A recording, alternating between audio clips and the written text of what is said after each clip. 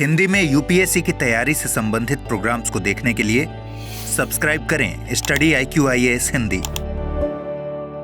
Hello दोस्तों, मैं Lalita Dahiya study IQ IAS Hindi पे आप सबका स्वागत है। और आज हम चर्चा करेंगे अफ्रीकन यूनियन के बारे में, क्योंकि लगातार चर्चा में बना हुआ है और अभी हाल ही में काफी चर्चा में रहा है, क्योंकि भारत के द्वारा G20 में अफ्रीकी यूनियन की सदस्यता को पुरजोर तरीके से समर्थन दिया गया है और इसके लिए भारत के द्वारा प्रयास भी किए जा रहे हैं। आप लोगों को पता होना चाहिए कि G20 के जो वर्तमान अध्यक्ष हैं वो भारत है और भारत का इस दिशा में प्रयास करना भारत और अफ्रीका देशों की जो निकटता है उसको भी मजबूती से बढ़ाएगा और हमारे संबंधों को भी सकारात्मक दिशा में आगे लेके जाएगा। तो चलिए शुरुआत करते हैं। सबसे पहले हम इस खबर की पड़ताल करें तो हाल ही में प्रधानमंत्री नरेंद्र मोदी जी ने अफ्रीकी संघ को यानी अफ्रीकी यूनियन को G20 का स्थायी, ध्यान रखिएगा यहाँ पे, G20 का स्थायी सदस्य बनाने का प्रस्ताव रखा है। और यदि हम इसकी पृष्ठभूमि की बात करें तो भारत के जो G20 शेरपा हैं अमिताभ कांत, उन्होंने साफ तौर पे बताया कि जो ये प्रस्ताव रखा गया है भारत के द्वारा अफ्रीकी यूनियन का G20 की स्थायी सदस्यता देने का, इस प्रस्ताव को समूह से जबरदस्त प्रतिक्रिया मिली है, यानी एक सकारात्मक प्रतिक्रिया मिली है। ध्यान रखिएगा। तो अफ्रीकी यूनियन हमारे लिए महत्वपूर्ण हो जाता है इसके बारे में जानना। तो आइए चलते हैं, पता करते हैं क्या है अफ्रीकी यूनियन।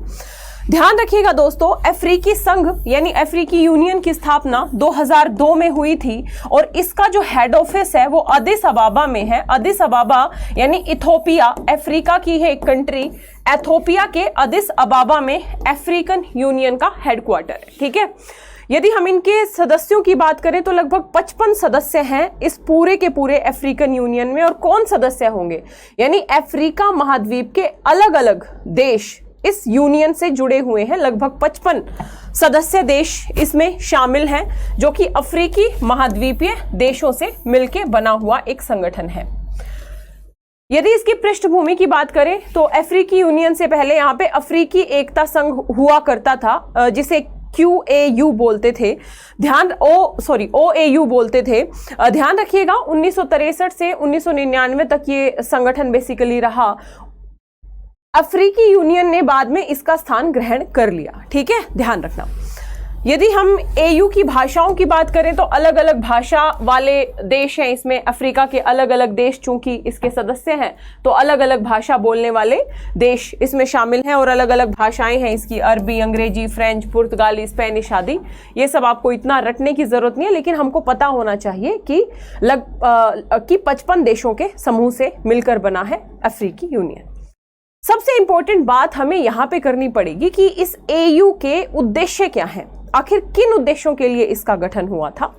तो यदि हम इसके उद्देश्यों पे एक एक करके नजर डालें तो सबसे पहला उद्देश्य यही होगा कि अफ्रीकी देशों के बीच में और देशों के लोगों के बीच में अधिक एकता और एकजुटता को हासिल करना। ठीक है, यानी एकता स्थापित करना, संबंधों में सकारात्मकता लाना। इसके साथ ही जो दूसरा उद्देश्य है कि यदि हम बात करें तो प्रत्येक राष्ट्र दूसरे राष्ट्र की संप्रभुता का, एकता का, अखंडता का सम्मान करे, है ना, एक दूसरे के आंतरिक मामलों में हस्तक्षेप ना करें। तो ये उद्देश्य भी AU का है, यानी हमें विकास करना है साथ साथ मिलके और बिना किसी हस्तक्षेप के। ठीक है, ध्यान रखिएगा। तीसरे उद्देश्य की यदि बात करें तो महाद्वीप के राजनीतिक और सामाजिक आर्थिक एकीकरण में तेजी लाना।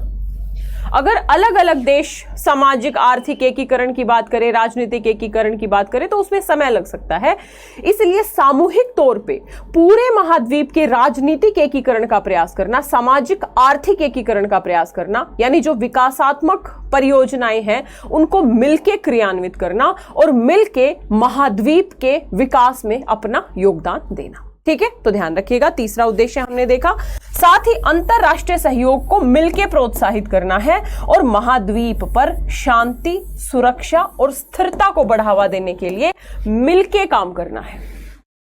अफ्रीकी यूनियन का सीधा सा उद्देश्य है कि भाई हमें अफ्रीका जो महाद्वीप है उसमें शांति, स्थिरता की स्थापना करना है, समृद्धि को प्राप्त करना है।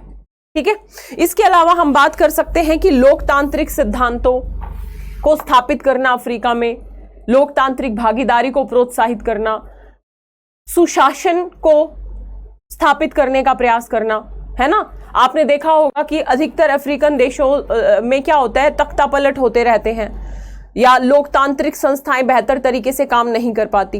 तो इस एयू का उद्देश्य ये भी है कि किसी तरीके से मिलके हमें लोकतांत्रिक संस्थाओं का, संरचनाओं का, सुशासन का विकास करना है। और इसी के संदर्भ में एक घटना आप देख सकते हो कि अफ्रीकन यूनियन की एक कंट्री थी बुर्किना फासो। बुर्किना फासो में तख्ता पलट हुआ, यानी लोकतांत्रिक सत्ता वहां पे ध्वस्त हुई, तो बुर्किना फासो को एयू ने एक तरीके से इसकी बुर्किना फासो की सदस्यता को रद्द कर दिया। ठीक है, तो बेसिकली ये उद्देश्य है एयू के। इसके साथ ही एक अगला उद्देश्य ये है कि अफ्रीका पे आप देखते होंगे कि महामारियों की चपेट में बहुत जल्दी आता है, या फिर कई तरीके की महामारियां हमें यहाँ पे देखने को मिलती हैं। तो महामारियों के उन्मूलन के लिए मिलके काम करना, इसके साथ ही पूरे के पूरे महाद्वीप में अच्छे स्वास्थ्य के लिए अंतरराष्ट्रीय भागीदारों के साथ मिलके काम करना भी एयू का एक उद्देश्य है। यानी अफ्रीका महाद्वीप के स्वास्थ्य क्षेत्र में सुधार के प्रयास करना भी एक महत्वपूर्ण उद्देश्य हम एयू का कह सकते हैं। निर्णय लेने में, विशेषकर राजनीतिक निर्णय, आर्थिक निर्णय, सामाजिक सांस्कृतिक क्षेत्रों में महिलाओं की प्रभावी भागीदारी को सुनिश्चित करना, यानी कहीं ना कहीं समावेशी विकास को, जिसमें महिलाओं की भागीदारी हो, या हम ये कह सकते हैं जो अल्पसंख्यक हैं उनकी भागीदारी को सुनिश्चित करने के लिए भी अफ्रीकी यूनियन एक तरीके से कार्यरत है।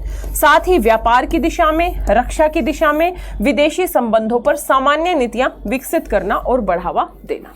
ओवरऑल हम ये कह सकते हैं कि अफ्रीकी यूनियन अफ्रीकी महाद्वीप के सामाजिक विकास, आर्थिक विकास, राजनीतिक विकास, महिलाओं से संबंधित मुद्दे, स्वास्थ्य विकास, एक दूसरे देश की संप्रभुता, एकता, अखंडता का सम्मान करना, शांति, स्थिरता, समृद्धि की दिशा में मिलकर कदम बढ़ाना, और इसके साथ ही रक्षा, व्यापार और विदेशी संबंधों में सामान्य नीतियां विकसित करने को लेके एक तरीके से निर्मित एक संगठन है।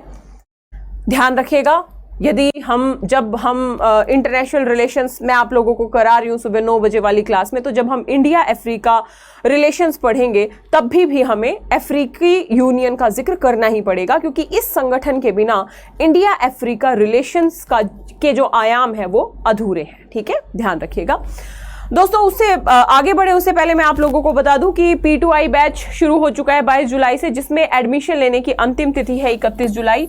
यदि आप समयबद्ध तरीके से, यानी 13 से 14 महीने में अपना सिलेबस कंप्लीट करना चाहते हैं, अच्छी समझ बनाते हुए, मेंस की आंसर राइटिंग प्रैक्टिस करते हुए, इसके साथ ही वीकली टेस्ट सीरीज देते हुए, तो आप निश्चित तौर पे इस बैच से जुड़े।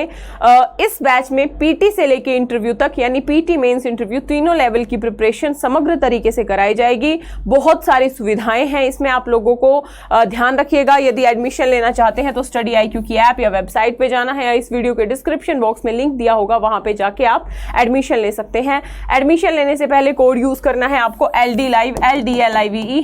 LD Live कोड के साथ ये कंप्लीट P2I बैच आपको मात्र 29,999 में मिल जाएगा। 2 साल की वैलिडिटी होगी, आप 2 साल तक कितनी बार भी वीडियोस देख सकते हैं, सुन सकते हैं। ठीक है, ध्यान रखिएगा।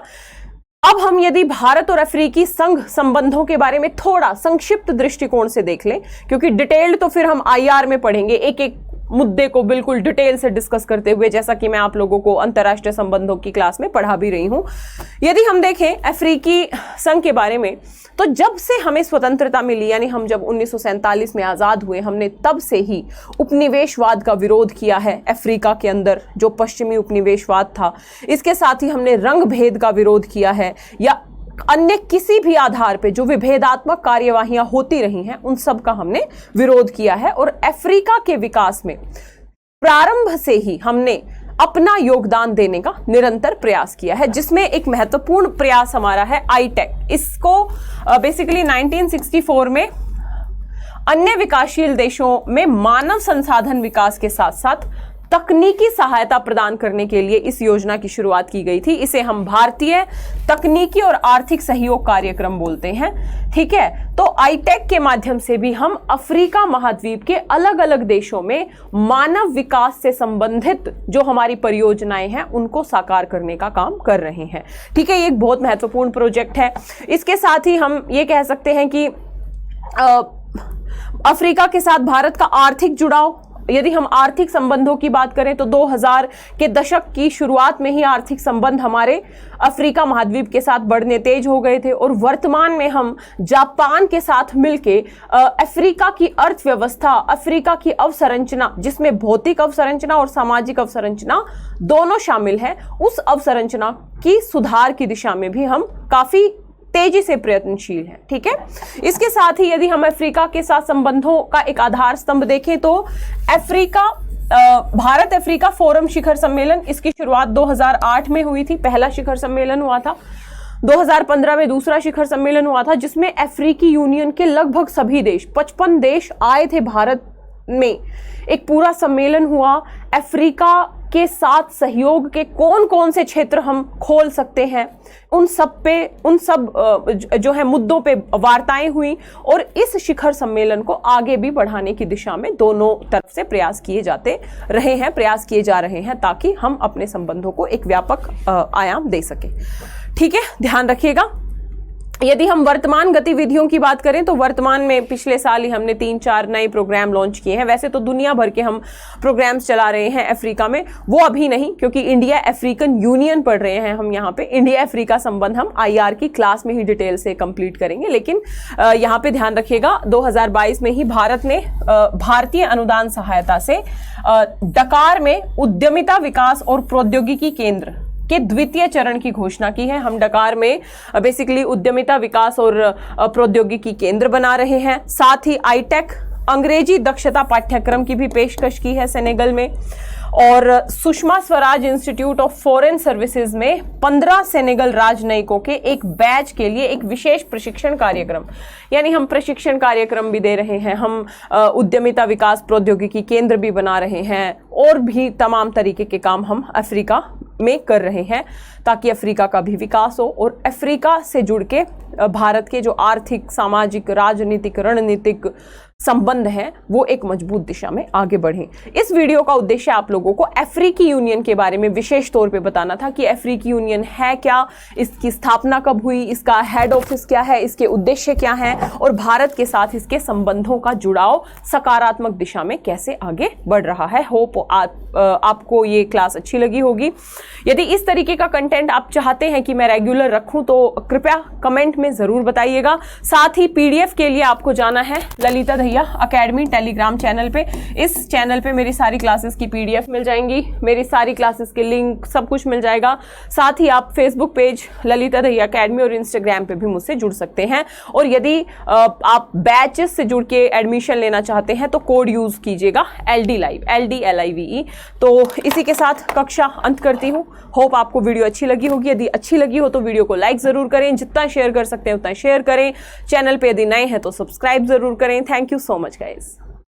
हिंदी में UPSC की तैयारी से संबंधित प्रोग्राम्स को देखने के लिए सब्सक्राइब करें स्टडी IQ IAS हिंदी।